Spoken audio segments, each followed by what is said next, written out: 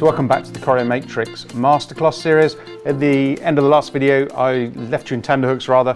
I was showing you Corio Discover. I showed you how to set up IP addresses, set up custom resolutions and upgrade firmware. In this video, I'm actually going to open the CORIOmatrix application. So CORIOmatrix is has a web GUI and it fires up in a standard browser. At the moment I'm connected up via IP to the unit, but I could also be connected RS232. So the password is admin and then admin PW. I've got my PC to remember this. Obviously I recommend changing your password when you have a unit, so you can maintain security. So a quick overview of the interface. This is the web GUI. You can see across the top here I have settings and a logout. So settings has one really useful area. It's obviously got here you've got your user management, your networking, which is the same as Corio Discover, but it's repeated here. So if you want to make changes in the interface, you can. But this is where I see all of my slot data. So you can see here that I have all my inputs and then my outputs. What makes CORIOmatrix such a strong product is I can mix broadcast and AV together with no limits. So here you can see my first slot is HDMI, it's a games console. I've got a PC HDMI, sort of a classroom feed, HDMI 2. And then as we come down, you can see I've got a VGA test pattern, which is connected by HD15, and coming down here I've got SDI. This is really good for fault finding. So for example, if I was looking for something on these two inputs, you would notice they're invalid, so I'll be able to find it. Now you also notice here that on the left hand side it's listed by the slot number. The slot numbers work from the top left and work in rows down. So slot 2 in 1 is the second module in. This has got one of the 4 input HDMI cards, and you can see I can rename here as well. So that's settings. I won't spend too long on that. I want to get into the routing interface really. Down the left hand side are inputs, across the top are outputs.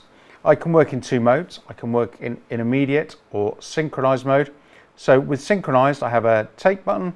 With immediate, it will fire the route as soon as I select it. So for example, you see the screens here behind me, the 2x2 screens here. So I'm just going to change the sources on there. So I'm just going to do some repeats, maybe choose the PC and this video. So you can see it's doing it through black. I've set that in the software. I can also do a clean cut as well, depends on what you want. Also see at the top I can stand by all of my screens to turn them off, or I can cut to black. So cutting to black does that, it cuts everything to black. And if I go to standby all, you'll notice that my screens have now gone in standby, and that can save an awful lot of programming time and an awful lot of cost on programming as well by setting that as one command. Let's going to put up the games console on all 4 of the outputs behind me. There we are. So you can see here against games console I've got a little wheel that takes me into my top level settings, and if I go configure it takes me into all of them. So you can see I've got my name, that the status is okay, and it's measured the resolution down here, and we have EDID information as well. This is the input type. There's no selection here. With the DVI-U card, the universal card, obviously we can put different connectors on, and then we could change the connector type. The aspect ratio, this is 16:9, but I've got other choices as well. Color space, source loss color, so I've got choices under these as well. And you'll notice, on the monitoring screen here, I've set up my spare sources to have different colors. I think that's choice of 7 choices here. So you see here I've got a brightness and contrast control. It's useful for just if you need to just finally hone those sources. I also have an overscan, so I can put positives numbers in here to enlarge the image. So if I put this up to 40, for example, and save it, you'll see that it jumps in. And that's really also useful for getting rid of blanking and things like that. Let's pop that back to 0. But it's a really useful little feature. Monitor audio bars are for the monitoring output, and we'll talk about that in a future video. We can have our HDCP on or off, and some devices will work best with it off and some with it on, so it gives you the choice. And then down the bottom, this is how we associate audio. So if we're in audio follow video mode, this is how we would set it. And you can see I can choose audio from any slot and any channel from those slots. So that's pretty cool as well. If we come down to an SDI input, just a second. So these are SDI inputs, just to show you what they look like, the settings. So very similar, a couple of minor changes, but still lots of control here. Now on the outputs, I've got some HDMI and SDI outputs. So on the HDMI outputs, this is the settings associated with that screen. You can see I turned just that screen off if I wanted to, as well as doing it globally as well. So you can see here I've named the screen just so I can find it easily. I've set the resolution.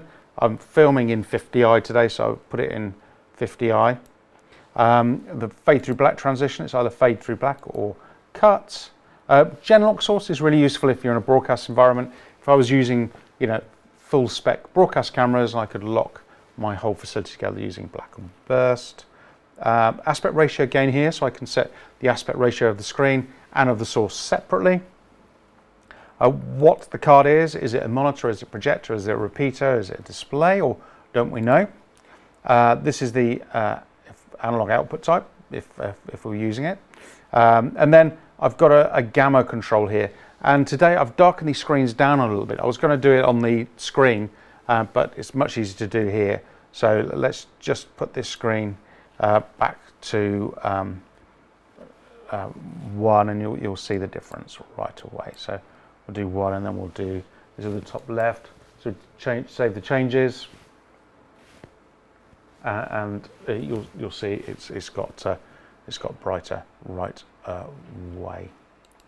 So those sort of changes are really useful to have in our armory, really. So let's put that back to as it was. Just going to save those changes again.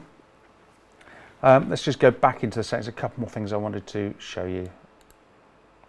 So I have color space. So normally you set this on auto and it follows it most of the time, but I have got a choice of black, RGB, and also got some broadcast color spaces as well. How my HDCP works, well, I want to keep it off all the time, and I can also follow the sources. In this case, I've told it to hold on, so it's maintaining that dialogue with the sources all the time. Audio bars for the monitoring display, and breakaway on the audio. So that's settings. In the next video, we're going to actually create some routing points, some cross points, and I'll show you how to route as well. So that's been settings, CORIOmatrix. See you in the next video. Bye bye.